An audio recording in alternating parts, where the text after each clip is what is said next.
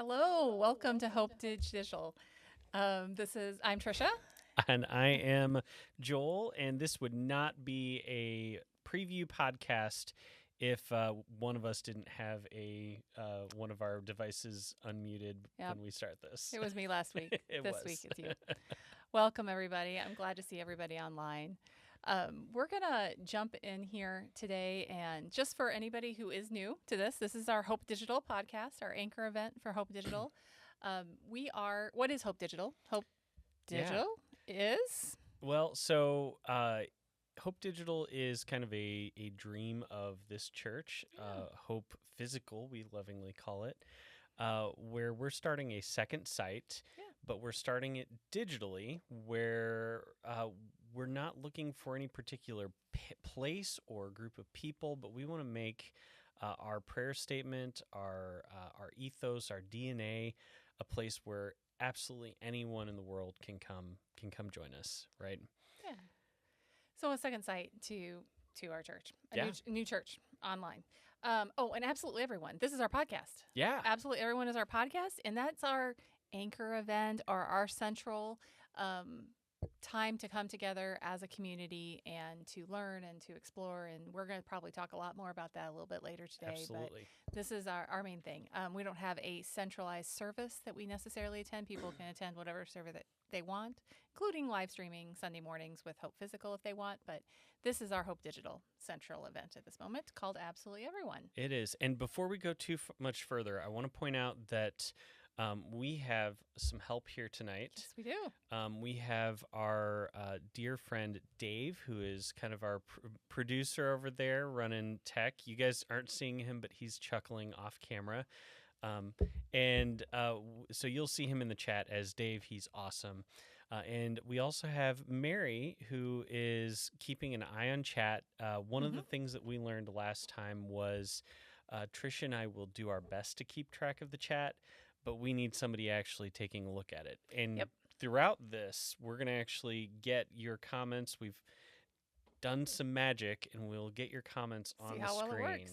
It will work. It will. Yep. But yeah, that means you guys are part of this podcast. If you're here live with us and you're not listening to this, days later, then comment, ask the questions, and put your opinions out there, and they'll get included in here. Some of it, at least. Yeah. Depending on how active you guys all are as we go through this today. So great. One thing that won't be in there right now, but may in the future, is memes. So I love the meme games, but that's going to be a little bit harder to get in there. For right now, it's just text. But text, as far as what goes up on the screen for everyone. Yep. Oh, so Trisha, what is our kind of topic tonight? We are going to talk about what church is and all the stuff associated with that, and really how's that apply to us here at Hope Digital. So maybe let's start out by giving a little bit of history ourselves. Some of the people on the call have been around, they're not a call, but have been around for different seasons of our church journeys. And you and I have crossed paths a couple times now. We sure have. So our own church history. So you guys know where we're coming from theologically and historically and trauma related, all of those things. I grew up Midwest, small town America, and started in my childhood. So the first, before I left my parents' house, bouncing back and forth between a couple small country churches, but primarily I was in Evangelical Christian Church, which was pretty darn conservative. We're talking women are allowed in ministry, and you had to be baptized to be saved, and baptized by immersion only. Sprinkling didn't count. Yeah, I've never quite, even growing up, so I grew up kind of a cross between charismatic and evangelical. Most people would recognize how I grew up kind of as a more traditional kind of predominantly African-American style of worship and teaching. But one thing I never quite understood, and this was something that just kind of drove me nuts about the denominations, was all the disagreements about baptism. I'm like, oh my God. I know. And I bought into it pretty hard at one point in time. I remember a sermon being preached. I was probably late grade school or junior high. So impressionable age and old enough to understand what the pastor was saying. And it was one of the few times our pastor actually went into the Greek and tried to explain the Greek word. And he was using the Greek word. It was talking about baptism by immersion. And at that point, it just made such an impression on me. I thought he was so smart. This has to be right. Oh my gosh, he used Greek, the Greek understanding. Oh, this has to be the right way. And so I bought into it for a little while. Took a little bit older. I mean, I think Anything we all else? bought into things, and We did. and I I was think a child. that's one of the really cool things about our faith journeys is that we all do buy into different things at different times, and our faith evolves, It did. right? So for me, evolving meant in junior high years. Now, mind you, everybody, this was pre-internet, pre-YouTube things. So I was getting curious. My mom was getting curious. We wanted something different spiritually, I think, was what was happening. And we came across Benny Hinn on TV. So we're into Oh, I faith remember Benny healing, Benny Hinn, televangelist land. So that was my teenage years. That was, starting to flirt around with that kind of theology. And that actually brought me through a series of events we can talk about some other day. At my freshman year in college, I settled in on the church that Joel was a part of at the time. Yeah, I was a Now- wee little one. Yeah, I was 18, 19. You were 7 or 8 years old at Yeah, that I point would have in been time. very young. So at that point in time, that was a pretty big difference in age. Now it means nothing. It was 11 years. Big deal. Who cares? But at that point in time, an 8-year-old and a 19-year-old are pretty different in age. So we were just friends. No, I was friends with your parents at that point in time. You were, yeah, because I was too young to have adult Yes. friends like I was that. teaching you in Sunday school at Now, that point in time. I do want to point out we have a question on the chat that we're not going to throw up on screen. Our dear NB wants to know what the dinosaurs were like. I'm sorry. They were in my textbooks. They looked like T-Rexes. We only knew about 5 of them. We didn't know about all these other fancy dinosaurs they have today. And they've all changed names, by the way. They have. And we know now that we didn't know back then is Yeah. that most of them had feathers. Yes, we definitely didn't know that. We did not know that. By the way, my church told me they existed at the same time as humans, just so you know. Leviathan in the Old Yes. Testament was a dinosaur. Very much. Very so you know. much. Because it blocked the Jordan River from, flowing. It must have been a dinosaur. Okay. So we had like this really cool multi-generational, I mean, not truly multi-generational, but fairly multi-generational experience at what was for us at the time a very step in a liberal direction. Like it was not liberal by any stretch of the imagination. But for me, it was. Absolutely. Me coming to the church that Joel was at in Judah, an African American congregation, which when I entered, it very much was. And it evolved more into that as time went on. It was a huge liberal step. Women were allowed in leadership. Yeah. My gosh, that was a big deal for me. It was a big deal for my family too when we got there. Yeah. So it was a different culture completely. It was more of a Pentecostal environment. We talked, we had gifts of spirit, speaking in tongues, all that kind of stuff. Music was very different, obviously, than our small Midwestern country churches were. So that was the next 20 years of my life, basically. I think it was a little bit less for me. It was probably about 10-ish years because then I went off to college, came out as gay, and entered my I hate religious people and churches phase. Yes, you did. I never quite hated God. I just couldn't go there. Right. But church, oof, I hated church. I hated churches. I hated Christians. I hated all of the things that Christians were about. Absolutely. I mean, understandably, because they weren't kind to you as a teenager trying to understand who you were by any means. Yeah. That was putting it mildly. Well, and the strange thing about it is they didn't do it with any particular malicious intent. I know a lot of people in our community who have been harmed by people with malicious intent where they were specifically harmed. That was not me. My harm was indirect harm that they just didn't know better. They didn't know any better. That doesn't make it less painful at the time, though. No, it didn't. But it did make it a little easier to reconcile later on, I think, when I recognized that. Yep. So then you came back to the church. I was still there, kind of. Yeah, you were actually transitioning off to start Hope at the I time. was. That was, what, 12 years ago or so. You were Yep. coming back to the church. We were reconnecting as adults. And I was over here helping start Hope Church about Yeah. 12 years ago.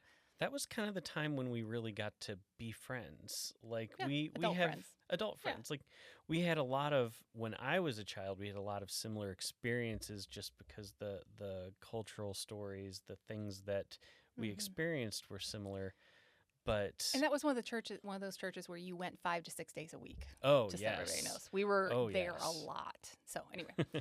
And I went to the church school too back Yes, you then. did. So I was there all day. Oh, and I taught back the at church night. school for a few years. You did, yep. Part-time with my other full-time job. Anyway. So, all right, that's enough about us, I think. I think it looks like a few people can relate to some of these things Well, in the I chat. do want to point out that we talked about the kind of the story of hope in our last episode. If sure you did. haven't listened to that, it's available on all the podcasting platforms, on Substack, where we have it's hopedigital.org. Mhm. I would highly recommend going back and listening to that if you haven't. We're kind of stopping our story at the point of hope because we Yeah. already told that story. We don't need to go Absolutely. there, right? Right. So that being said, I think most of you online right now have heard our prayer statement. But if you're new to this, we do have a prayer statement that we say together during every time that we gather as a large group of individuals that kind of really centers who we are. It's not a vision statement.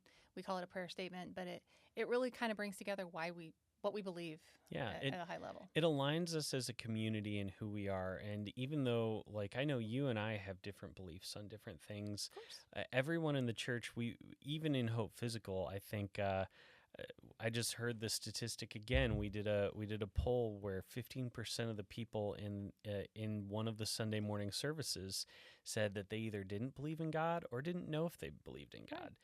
But this statement makes it so that all of us can come together and be aligned in one purpose and kind of one frame of mind for things. Yep. So we're going to go ahead and say that prayer statement. If you're online with us and you feel so inclined, please join us with that. All right. Dear God, as Hope Church, we pray that this is a place where absolutely everyone experiences God's love. We are a place of theological thought and conversation, and we are a community learning to live Christ-centered lives. Amen. Yeah, you can tell that we've done that a few times. But that is seriously a core part of who we are and a core part of who we hope that we become as a community. Absolutely. All right. So back on to our main topic for tonight. What is church? What is church? Oh my gosh. That is a loaded question. When we came up with that, I was like, man, we're going hard tonight. Yeah. Yeah. So yeah, there's a lot of people have a lot of different opinions on this, right? So what is church? Is church, some people say the church is a building. Yep. That doesn't work very well digitally. And historically, that's been pretty analogous, right? I mean, has. churches always have had a building, even if it's a little home church. And all the way back into kind of the book of Acts, they were gathering in people's homes. There was usually a place associated. There's usually a place, but like you said, it's a gathering of people, right? But here's the church, here's the steeple, open the doors and see all the little people. Sorry, that just came to my mind when you were saying that. So it's a building for some people. It's a group of people coming together. Well, and actually that part is biblical. Yes. Right? So we're at least how we were taught is that when 2 or 3 are gathered in my name, I'm there, right? And that's kind of the. But is church biblical? Well, I don't know. I mean, churches, we do it on Sunday mornings once That a is week. not That's not biblical. biblical at No. all. No, It's those traditions they may be inspired by the Bible, but our Sunday morning traditions, even communion, that might be a bridge too far for some people, but communion was intended to be every single meal, not a ritualized tiny little piece of bread dipped in a little bit of juice, right? I think that's what we're in a saying, where 2 or more are gathered. Exactly. But is every time we get together then, let's talk about that. Every time we get together around a table, and let's say we even celebrate communion, is that church? I don't know. I don't know that I would define it as church. Some people might define it as church. I'm not. I think it's gathering. I think it's beautiful. I think it can be communion.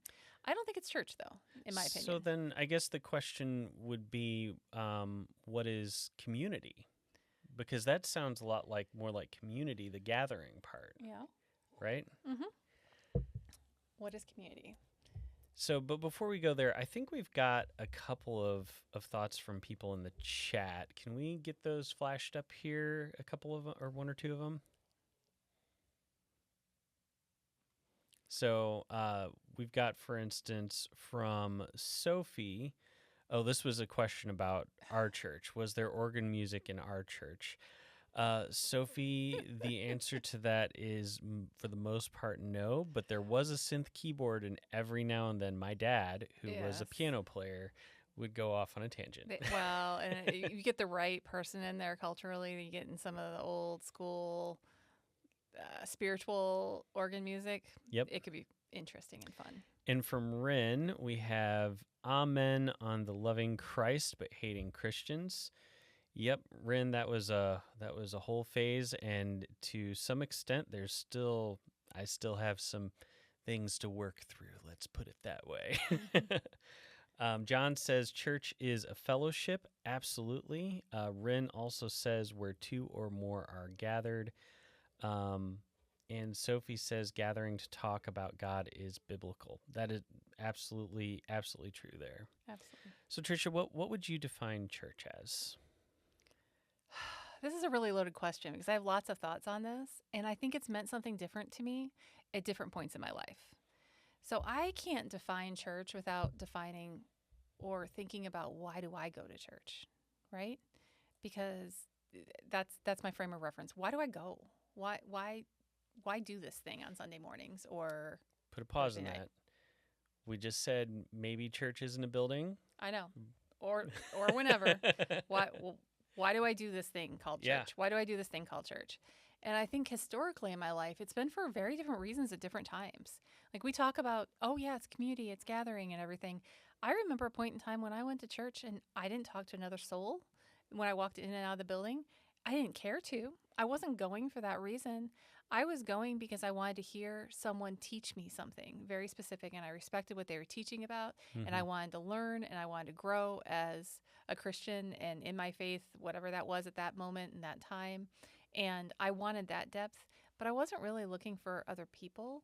I guess there were other people there, so it was that, but it wasn't about building relationships with other people at that time. So I just want to put that perspective out there because it hasn't always been just like getting together with other Christians for me in that sense, like building relationships with other people in that. Yeah, I guess I agree with that. I think my perspective on church has, in the post, oh my gosh, faith crisis, I'm gay sort of world, because I agree, my perspective on church has changed over time too. But in the post kind of world like that, I've often thought of church as a place, as a lifeline to people who are hurt, who are dying in some way, not always physically dying, you know, and in a place where we go to help each other, to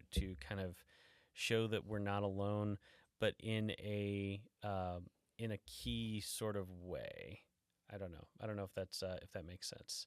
Kind of. But I guess that kind of leads to the idea of what is a faith community, which our producer John is very kindly hinting at us that we should answer. I was thinking about this earlier today, and I don't think all faith communities are churches.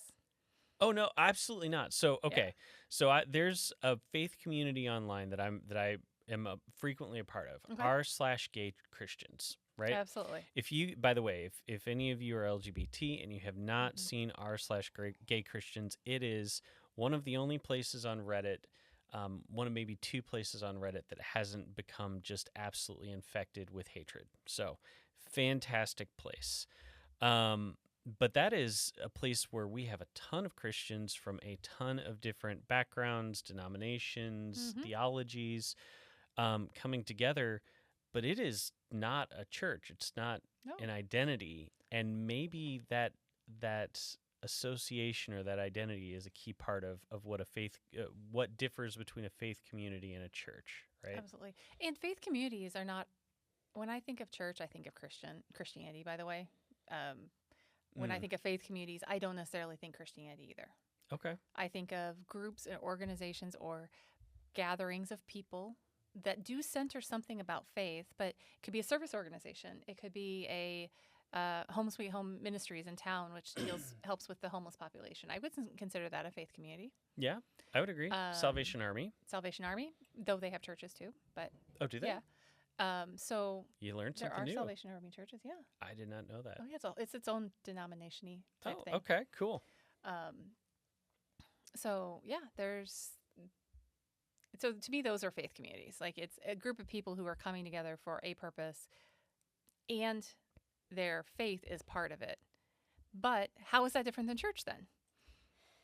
Well, so I think in a traditional sort of way, I'm going to actually pull on a comment that Sim made. So Sim said, too often in my life, talking about God and church was about regurgitating the approved secondary doctrines, and questions were scandalous. Now, I don't think that that's my definition of church today, but certainly growing up and in many churches today and how many of us grew up, that was associated with a church identity.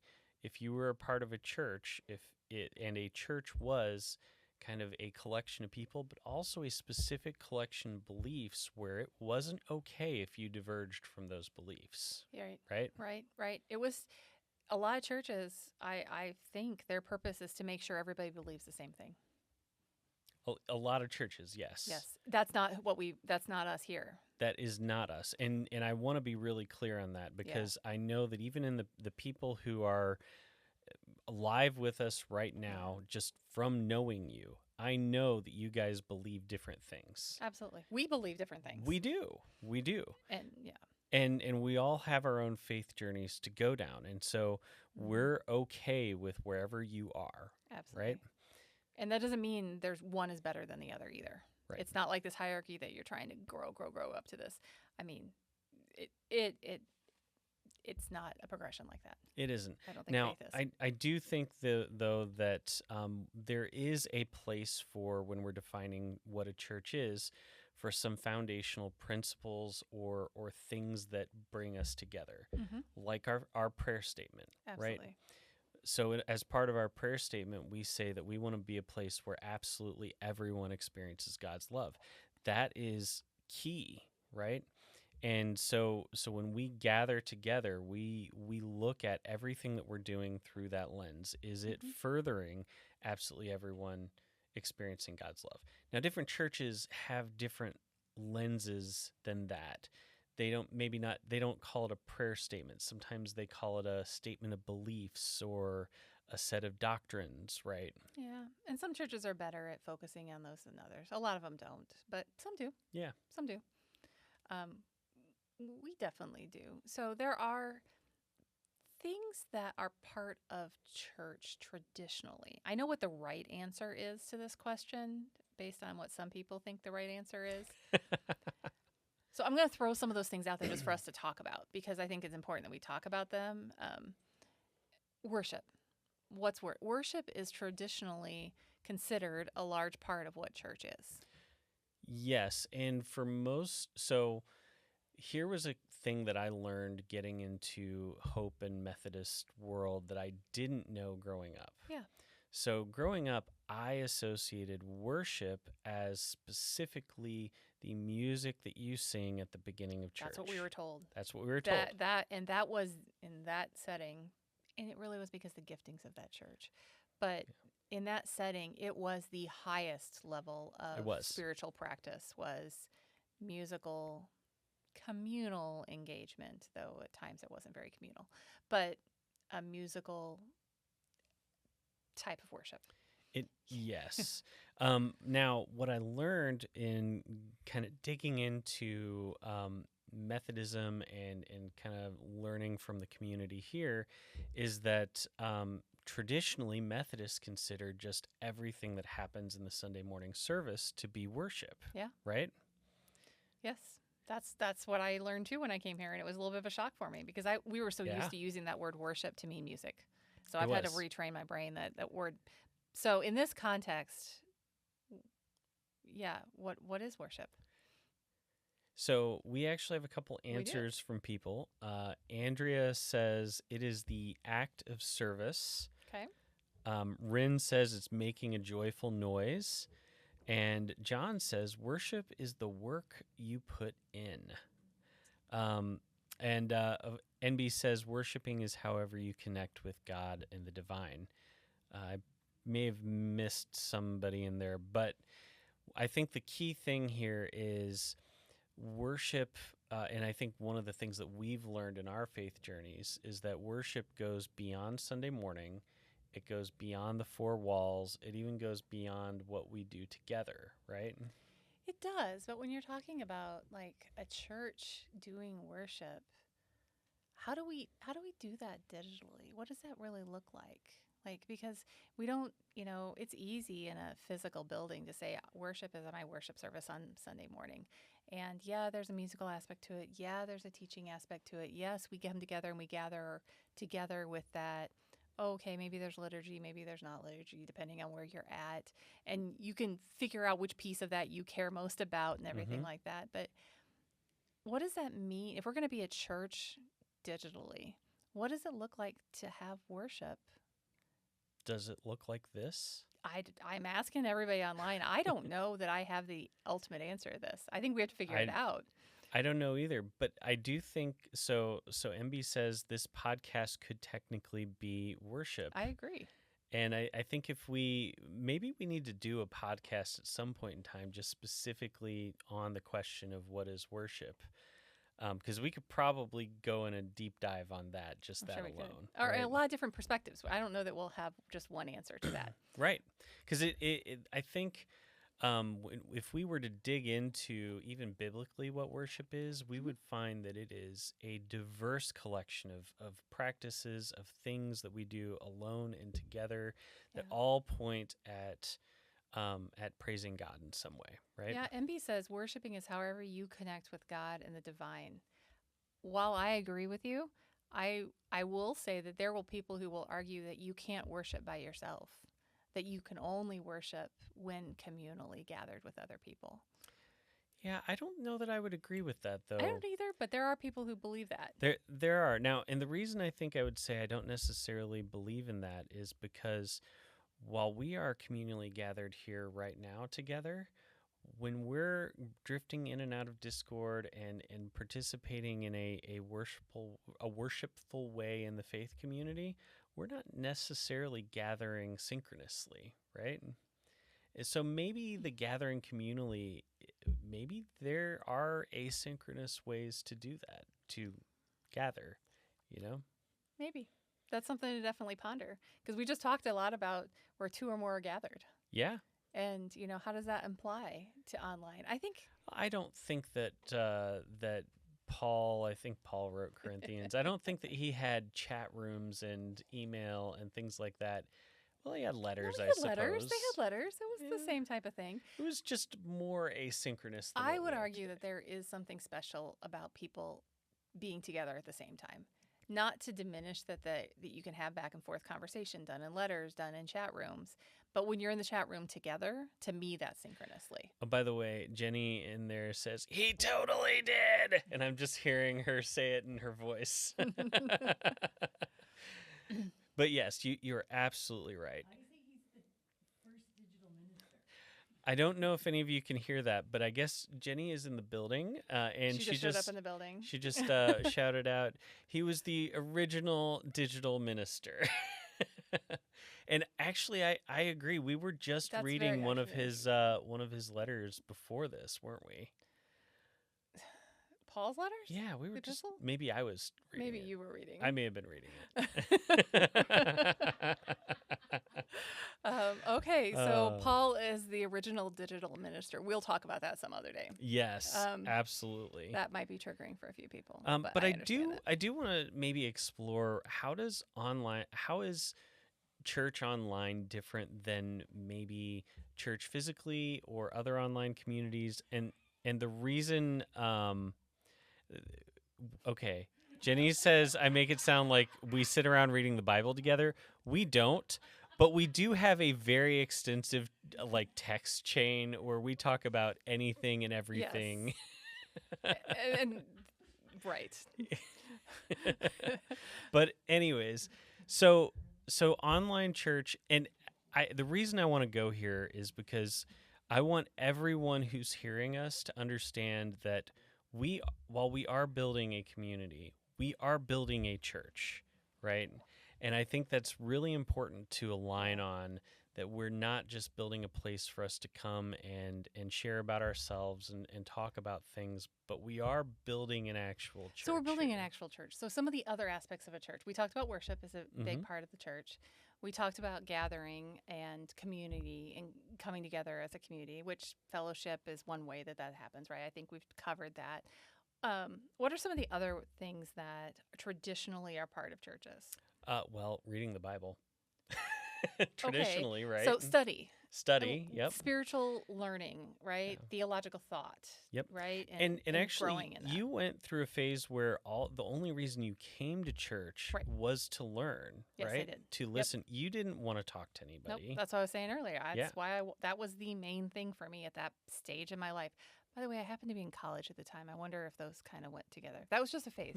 But anyway, yes, I think that's perfectly acceptable. So learning and studying and Absolutely. gathering. So deepening, I wanted to deepen my spiritual understanding, right? And that means many different things to many different people. But I think that is incredibly important. What about service to other people?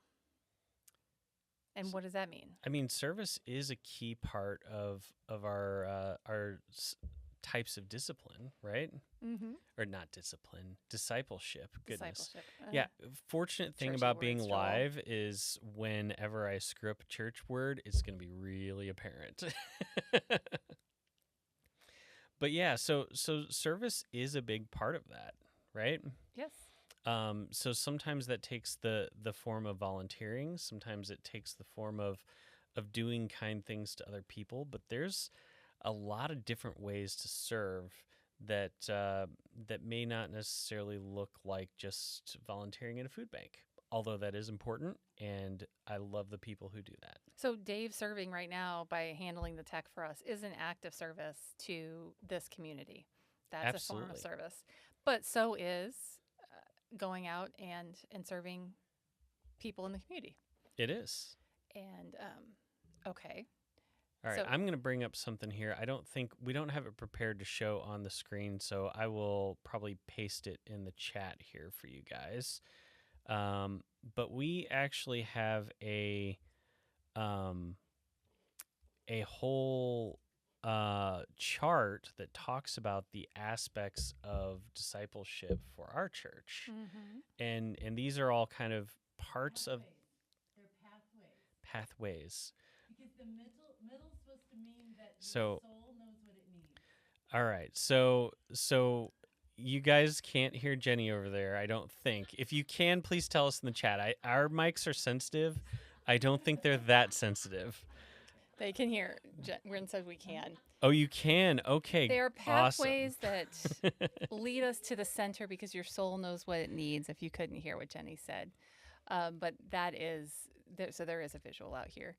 Invitation is a part of that. And some people talk about, is. Invitation can also be defined as evangelism. I know that's a triggering word depending on how it's been used in the past in your life. But truly all that means is inviting other people to be part of something. And that is actually a pretty important part of what we're doing, I right? think we can't ignore that. So we are, again, building a church, and that means that while we are certainly going to be inviting lots of people, that part of being a church is having all of you guys inviting people too, Yep. right? Absolutely. So, I mean, those are some of the key things we're going to be talking about more and more with all of you here. Like, how do we make this digital space all of these things, right? Right. How do we accomplish all of this? How do we not just become a gathering or a social place? Well, that is one aspect of it, is by no means the entire goal here. We're trying to figure out how to invite other people. We're trying to figure out what worship means. We're Yeah. trying to figure out how to disciple or grow spiritually and deepen our own lives, and doing it together while serving other people. Yeah. And everything that goes with that. Yep. And community is a big part of it too, right? We have to do it within community, right? We do. So okay, so let's see what do we got next here? Because we've now we've just gone off the rails. Like we're far off the rails here. Okay, so why do people go to church? We've talked about that a little bit. We have. I went to learn. Yep. Why did you go, Joel? Different points at different times. It was different. When I was a kid, I did it because that's what we do, right? Right. And I think that there is nothing wrong with people going to church because that is a tradition they hold dear and something that they love, like grew up doing and love honoring, right? Yep. Now, I would say I go for a couple reasons. One, because I love the community here. Mm-hmm. But another part of that is, honestly, to not feel alone. Like, I Okay. know that sounds a little bit like, oh my gosh, Joel, why are you telling us that and not your therapist? Don't worry, we've had that conversation. But Yeah. a lot of it is there are people here who are a lot like me, who I see myself in, who I connect with, and that makes me feel at home, you know? Mm-hmm. And I hope that I'm creating and helping create, and that all of us are helping create that same feeling here on Discord with this community. I hope so too. We've got a lot of comments in there about food, which if you're in a physical church and yeah. specifically in a Methodist church, absolutely that's part of it. We don't get that on. We're gonna have to like all get together and eat occasionally on Discord or something. Sorry, that's weird. But I mean, But it's true. is That's it though? break Like, bread together, right? break bread of some kind. We'll have to do it. I use the break bread symbolically to mean eating. Yes. The peanut communion. gallery over there is reminding us verbally that breaking bread is not literally just bread.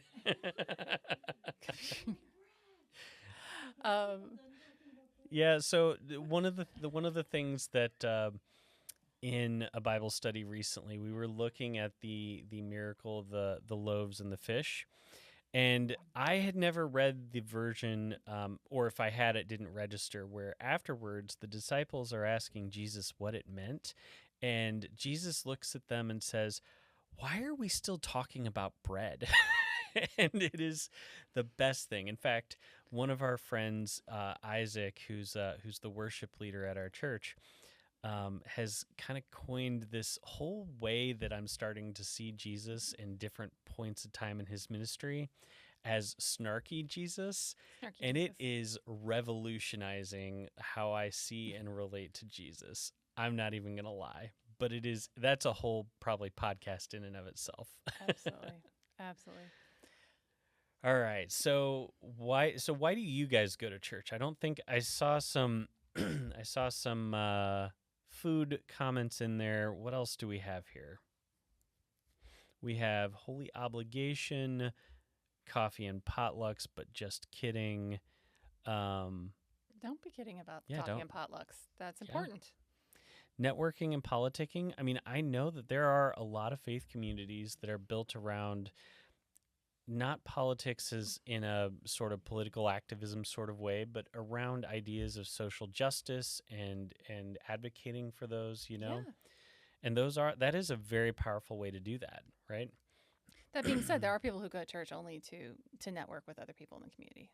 Yes. They do. Yes. It's a fact. Okay. And Sim says, I never thought about it until I was in my mid-20s. Now I go for connection. Connection. Connection is pretty awesome. And I have gone way too far up the chat. So let's see where we're at back at the bottom. We're down the garlic bread. Okay. The So- chat has gone off the rails. So then let's maybe move it towards how do people engage in community in churches? Oh, Aldersgate, hear me out. Communion is the spiritual potluck that precedes the heavenly potluck in the sky. Oh, not that there's one? another one. There's another one. Okay. I go to church to find the place where the veil between the spiritual and the earthly is pulled back, where I can pray, feast, sing, get the word in communion, see the body of Christ and community in the bread, and gain the remission of sins from the wine. That is a lovely, lovely description there. All right.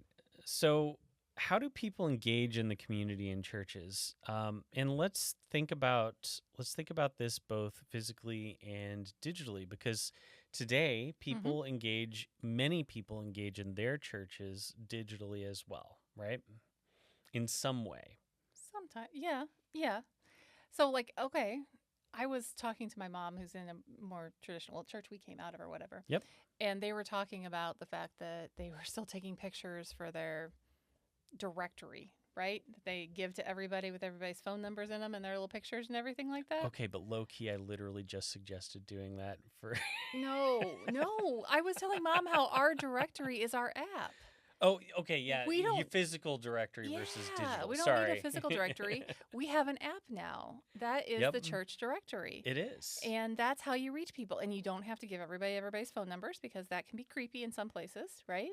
Small little town, that's everybody already right. has They that. did that when we were there. Yeah, They they still do probably that. still do that. They still do that. They still hand everybody's phone numbers out. Yeah, no. You can't do no. that in every setting anymore.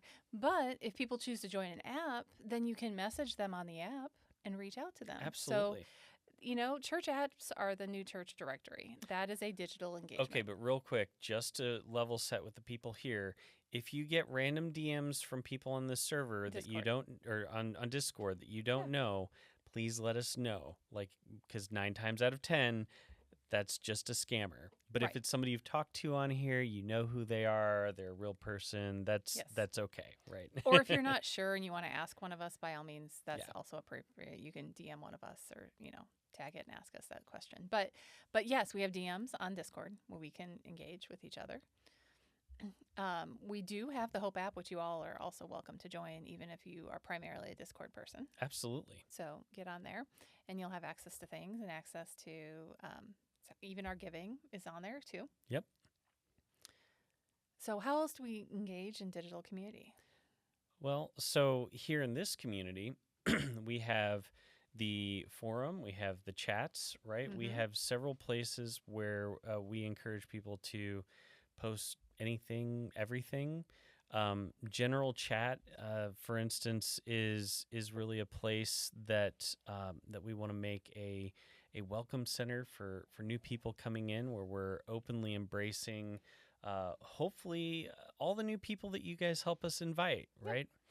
The general forum is kind of for particularly targeted topics where we just want to dive into what we're feeling today, or pictures of pets, or what have you, right? Or maybe even Bible studies where we're digging into what it means to be a church in the Bible, right? Yeah. But I think one of the big ways that we see people engaging in this community is in prayer requests and praying for each other. Sure. You know, Absolutely. keeping each other in prayer, talking about what our needs are, and kind of giving some thoughts and prayers along those lines. Right. What do you think on mean, all that? Absolutely. I think there's a lot more opportunities for us. We've just gotten started on this thing, right? So I encourage you all to kind of, at times, if there's something you think that we have been missing in community that we're not doing there, it's also up to you all to help us engage and figure out how to develop that discipline in Discord. It's easier for some people than others to figure out how to kind of talk digitally versus just keeping it surface level. Sometimes there's plenty of room for surface level and memes like this, but there's also time for those deep conversations. So I long for more of those. That being said, everyone, realize when you are sharing on the Discord server, that is public to people who join our Yes. Discord server. And people is can come there and for see it. posterity. So It is around. So just understand that that's the case. There are ways for private conversations to happen if those are the things that need to happen too. Absolutely. Now, to be fair, I said thoughts and prayers, and I did not mean that glibly for all of you people in the chat. I do actually pray for you That's all right. guys. I do actually think about you guys. Yes. Yes. All right, so Aldersgate says, I recently visited our Nazarene brothers and sisters across the pond, and at the end of Bible study, we held hands and prayed. I cried like a baby. I haven't been able to do that since the church I was raised in, and they also gave me hugs. I felt at home. Absolutely. And while we can't necessarily physically hold hands together virtually, I do want you guys to know that that we do pray for you, and Yeah. we would love to, as best we can, hold hands digitally with everybody. Whatever that looks like, right? Whatever that looks like. Yeah. All right. So, is digital church different than an in-person church? Well, yes and no. I mean, I think I don't think it ultimately is. Everything we've talked about today, we can do digitally, other than physically touch one another. But I believe we can connect very deeply. Any of you who are online on various platforms know how deeply you can connect with people in digital spaces, and Absolutely. we have to exercise that muscle to do it well, but we have to exercise it in person too. How many people go to church every Sunday and leave feeling lonely? On a physical level, that happens. Absolutely. It That can does. happen digitally too. So I think it's just about really finding those ways to connect with one another and making sure everybody that joins us feels some level of connection to the best of our ability. I also think, though, that there are some differences. We're able to connect with each other in ways and at times that we can't do in a physical church. Yeah. For instance, for me, Sunday nights are the worst. That is my loneliest point in the entire Yeah. week. A lot of people feel that way. No one wants to like hang out and do things, right? There's now, it used to be growing up we had Sunday night church service. But Oh gosh. Yes, we did. but We never got a break. we did not ever get a break. But now, like, Sunday nights for me personally are the worst. So oftentimes you guys will see me on here chatting and doing things on Sunday nights because that's a time when I take the opportunity to connect with people digitally that I don't get to physically, right? Yeah. And if you need to find somebody at 2 a.m, you probably can find somebody online at 2 a.m. to talk to. Absolutely. Right? So you don't have to get in your car, drive a place, and hope someone's around. There is access, and I don't know. I feel like, and sometimes it's more connection and faster connection. Definitely more Yeah. on demand connection.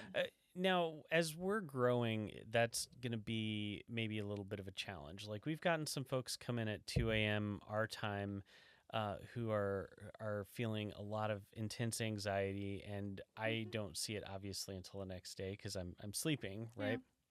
But even in those cases, somebody on here always follows up with those. So if you're in the middle of the night and you're feeling a lot of pain and anxiety, or you want to connect with somebody, if you get on here and send out an SOS, somebody will see it and will respond to it. Yep. You know, And as we grow the community larger, then that burden becomes, across for everyone, right? And there will be people on at all different times of day, especially as we cross the seas. And we have had people from all parts of the world who have joined us so far. So that'll continue Absolutely. to be a thing. Yeah, well, he wasn't able to make it today. In our very first episode, we actually had a guy from Australia. Yes.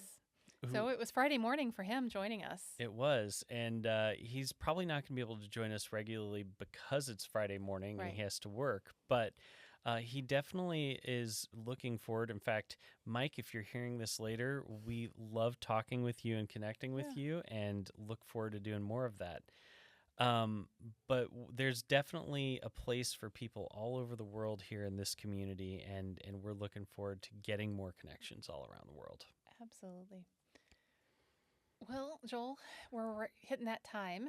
We We're are. wrapping up. So I really appreciate everybody engaging online. It's been fun watching some of these come through, and I'll have to go back and read all the chats later. I saw a lot of them, more than I thought I would, but I know there's some cool stuff in there. I couldn't get too distracted. There is. There is. And I think the chat here lately is talking about Sunday supper. Um, I mean, I love supper in general. Food, you put food in front of Sure. me, I'm a happy camper. But I do love the idea of maybe if you guys are around on Sunday evenings and you see me chatting, please pop in and say hi, because I'm telling you, Sunday nights are hard for a lot of people, especially going into Mondays and not looking forward to jobs, or looking forward to jobs, or what have you, right? Yeah. Yep. So how do we normally end this, Trisha? We have some affirmations that we like to share. So we're going to go ahead and do that, and just invite you to learn these, because I think we found them really powerful statements. And just to kind of reinforce what we said about the prayer statement, and to keep this in front of you guys, we start with our prayer statement to reaffirm who we are as a community. We end with these affirmations to reaffirm who you are, how God sees you, Yes. and what you can take with you through the rest of this week until the next time that we get to talk with you. Absolutely. So let's go out with the fact that you are unconditionally loved, You are intrinsically worthy. and God is with you now and forever.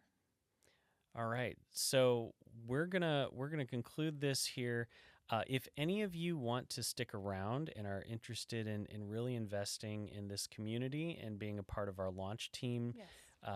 which is really going to center around inviting people in, getting people connected to our community, and growing this kind of nascent church. We're going to be down in the voice channel, the meeting room. We're going to pop on our headphones, and you'll be able to talk directly with us, and we'll do a little bit of a debrief We're here. heading over there. Yep. We'll see you there. All Bye, right. everyone. Have a good one, everybody.